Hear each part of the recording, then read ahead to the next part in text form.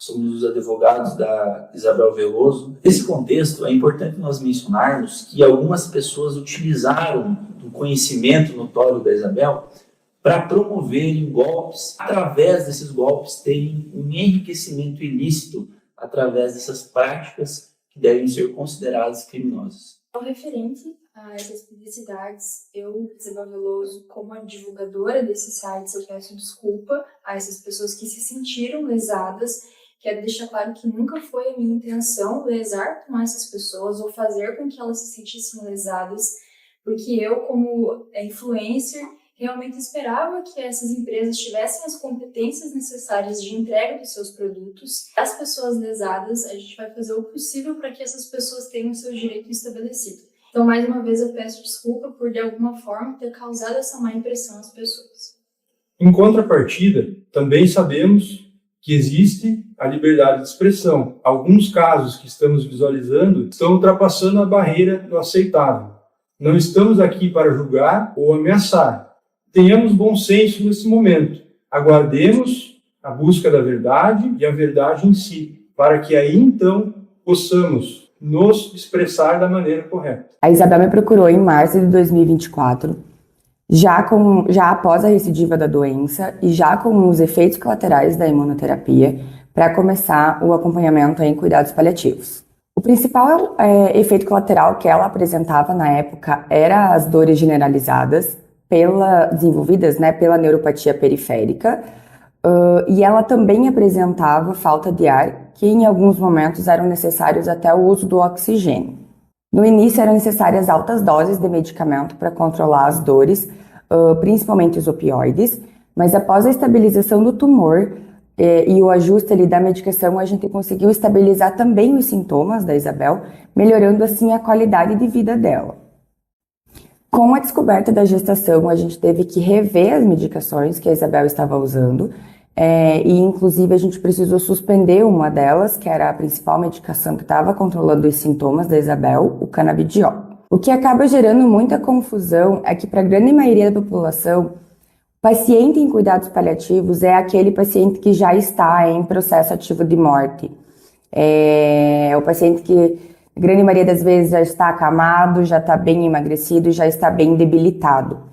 E não, o paciente em cuidados paliativos, ele pode sim viver por muitos anos, ele pode sim ter uma qualidade de vida muito boa para viver longos anos mesmo. Afinal, esse é o objetivo de cuidados paliativos. Primeiramente, eu preciso mencionar que esse vídeo tem autorização da paciente para a divulgação dessas imagens e do conteúdo que será mencionado. Isabel iniciou seu tratamento no final de 2021 por um linfoma de Hodgkin, que se manifestou com uma massa mediastinal de cerca de 17 centímetros. Isabel passou por diversas linhas de tratamento, incluindo transplante de medula óssea, mas em todas as linhas apresentou refratariedade da doença, conseguindo ficar apenas curtos períodos sem a necessidade de tratamento. O maior intervalo durou cerca de 3 meses. No final de 2023, foi constatado uma nova recidiva da doença, evidenciado pelo aparecimento de um nódulo supraclavicular, o qual eu realizei nova biópsia. Em fevereiro de 2024, Isabel iniciou o tratamento com imunoterapia, uma medicação chamada pembrolizumab, uma medicação que poderia dar uma nova esperança ao prognóstico dessa doença, que até então teve um comportamento muito agressivo. Porém, apresentou intolerância e efeitos colaterais graves, que resultaram em perda de performance clínica e sérios riscos à sua saúde. Naquele momento, a equipe de hematologia, em discussão com a paciente, ofereceu mudança para outro medicamento, na mesma classe de imunoterápicos, mas esclareceu que os riscos dos efeitos colaterais graves poderiam ocorrer novamente e que até mesmo provocar complicações que poderiam levar ela a óbito pela medicação. Isabel optou por não se submeter mais à imunoterapia, devido aos possíveis riscos à sua vida. E diante dessa situação, não havia mais alternativas curativas disponíveis, que fossem efetivas e que pudessem contornar tais efeitos colaterais que a imunoterapia provocou. Ressalto que Isabel fez todo o tratamento no Sistema Único de Saúde, mas, com grande esforço da equipe de hematologia, recebeu os melhores tratamentos disponíveis equiparáveis aos oferecidos nos maiores centros do Brasil. E voltando lá ao caso da Isabel, tínhamos então um adolescente que perdeu performance, sem alternativas curativas disponíveis e naquele momento com uma doença agressiva, de grande volume e em atividade. Nesse contexto, foi avaliado que Isabel teria pouco tempo de vida, mas que ninguém esperava é que aquela única dose de imunoterapia tivesse uma resposta extraordinária, descoberta meses mais tarde, quando um novo exame de PET-CT mostrava que os nódulos não cresceram conforme seria esperado numa história natural dessa doença. Esse resultado não era esperado, pois os pacientes necessitam de mais doses de imunoterapia para alcançar o mesmo cenário.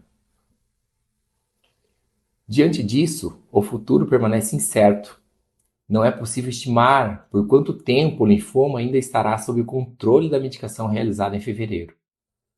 Ele pode voltar a se tornar agressivo hoje, amanhã, nas próximas semanas ou meses. Após a descoberta da gestação, não podemos mais utilizar o PET-CT, que seria a melhor ferramenta para monitorar o linfoma. Nesse momento, ela está acompanhada por uma equipe multidisciplinar em vigilância dos seus sintomas. Eu quero falar um pouco da minha história para vocês, bem resumidamente. Aos 15 anos, eu fui diagnosticada com linfoma de Hodgkin clássico, que é um tipo de câncer que afeta o sistema linfático, é um câncer de sangue. E desde os meus 15 anos, de 2021, eu segui fazendo inúmeros tratamentos contra a minha doença. E infelizmente nenhum desses tratamentos deu certo. Eu fiz quimioterapia, depois fiz quimioterapia de novo, imunoterapia, fiz um transplante de medula óssea, onde eu mesma fui a minha doadora. Depois eu segui com imunoterapia. Eu consegui ficar um tempo sem tratamento, onde pela primeira vez eu atingi uma remissão. Só que pouco tempo depois, eu diria poucos meses depois, eu apresentei de novo sintomas da doença e pro maior terror da minha vida foi uma recidiva. Foi de um momento onde eu jamais esperava, porque eu pensei que eu finalmente iria ter uma vida normal. Isso em janeiro de 2024 desse ano. E logo que eu tive essa notícia, eu fui encaminhada para fazer de novo o meu último tratamento, que era uma imunoterapia. Novamente. Esse tratamento, infelizmente, ele me deu muitas reações graves no meu organismo. Eu tive neuropatia muito grave. Foram dias que eu passei gritando de dor no hospital por conta dessa medicação, por conta da reação dessa medicação. E desde então, quando eu retornava às minhas consultas com a equipe de hematologia, falei que eu não iria dar continuidade ao tratamento, justamente por ser uma medicação que eu não tinha mais indicação de fazer ela, e também uma medicação que iria trazer muitos efeitos colaterais graves, da qual eu também quase fui a óbito por receber essa medicação. Eu optei por entrar aos cuidados paliativos. Eu tenho aqui algumas imagens também do meu encaminhamento ali aos cuidados paliativos, quando eu estava nos cuidados paliativos. Ali também mostra a data onde eu não entrei mais com a equipe de hematologia e segui somente com os cuidados paliativos. Eu optei pelos cuidados paliativos porque eu não queria mais fazer tratamento. Eu queria simplesmente ter um momento de paz para o meu corpo. Quem me seguia na época conseguiu lembrar um pouco do passeio do que eu mostrava. Mesmo assim, eu não mostrando tudo o que acontecia comigo, mesmo eu não mostrando quando eu passei 3 dias seguidos gritando de dor no hospital, não convinha eu mostrar isso para as pessoas. E infelizmente, deram um tempo limitado de vida, principalmente por eu não ter mais opção de tratamento, por eu não seguir aquela última opção de tratamento também. Com isso, automaticamente, me torno uma paciente com menos tempo de vida. E foi aí que me deram uma expectativa de vida de 4 a 6 meses. Nunca foi mentira essa questão de expectativa de vida. O conceito de terminalidade é uma coisa muito ampla. Existem os cuidados paliativos, os tratamentos paliativos, existe o terminalidade e existe o processo evolutivo de morte, do qual não tem reversão. Eu nunca entrei num processo evolutivo de morte, eu só segui com o meu tempo limitado de vida. Uma coisa que eu não esperava receber, fazendo exames de controle, que é o PET-scan ou PET-CT, como também é conhecido, eu tive uma notícia de que a doença se encontrava estabilizada. Então, aquela primeira medicação que eu fiz, logo que eu tive a notícia da recidiva, foi a medicação que conseguiu segurar a minha doença. Os médicos que me acompanham, que me acompanharam, eles acreditam que a medicação ainda está fazendo efeito no meu organismo. Não tem como eles saber quando que essa medicação vai parar de fazer efeito no meu organismo. Quando eu entrei nos cuidados paliativos, eu entrei com o intuito de não sentir mais dor. Então, com isso, eu comecei uma medicação natural, que era o CBD, que é uma medicação que foi no intuito de ter para a dor e para minha ansiedade também. A medicação tem efeito antitumorais, mas ela infelizmente não teria esse controle total da doença do qual eu estou tendo. E a maior resposta de controle dessa doença realmente foi a imunoterapia que eu realizei em fevereiro de 2024. Infelizmente, muitas pessoas não entendem que uma expectativa médica é necessariamente o tempo que eu tenho de vida, mas é somente uma expectativa médica, é um tempo estimado que os pacientes têm quando ficam sem um tipo de tratamento para a doença. O linfoma de Hodgkin é um dos cânceres mais curáveis que existem, mas existe uma porcentagem, aquela porcentagem de 10%, que infelizmente apresentam inúmeras refratariedades à doença. Meus médicos já falaram, a equipe de hematologia já falou que infelizmente não existe mais tratamentos com efeitos curativos. Até mesmo a imunoterapia que eu utilizei em fevereiro, ela só teria um efeito de me deixar viva por mais tempo. E ao invés das pessoas ficarem felizes por eu ainda poder ter uma chance de viver por mais tempo, então eu agradeço de coração por ter a oportunidade de falar através desse vídeo. E muito obrigada a todas as pessoas que sempre me deram um apoio, um carinho, um abraço. A maior dúvida das pessoas também, até hoje, é o tamanho que eu tinha e que eu tenho de tumor.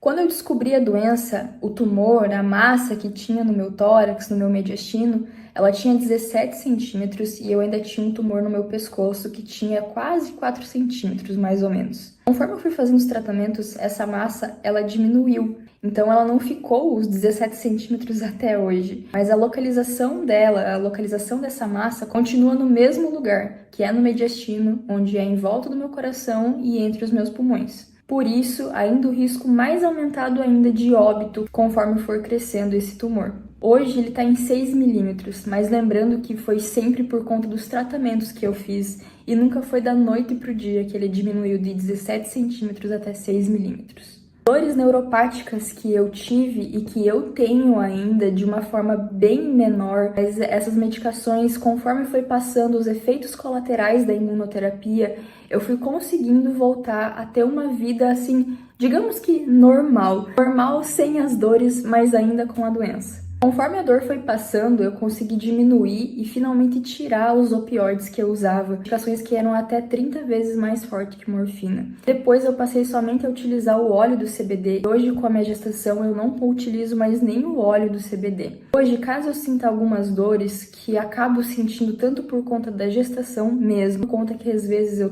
faço algum exercício físico, algum esforço a mais físico, sinto essas dores de novo nas minhas pernas e nos meus braços. Eu não preciso retornar a tomar uma medicação mais forte quanto aos opioides. Deram, mesmo assim, a alternativa de agora, no segundo trimestre, eu poder tomar em baixa dose morfina ou então outra medicação um pouco mais fraca. Mas eu diria que nesse quesito é um milagre completo, porque nem isso eu preciso utilizar. E no momento eu tô muito feliz com isso e com essa estabilização.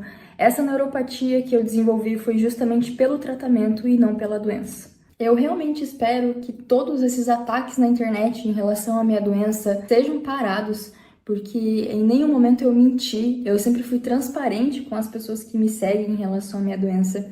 Mas, enfim, muito obrigada a todos que acreditaram e que acreditam em mim. E um beijo.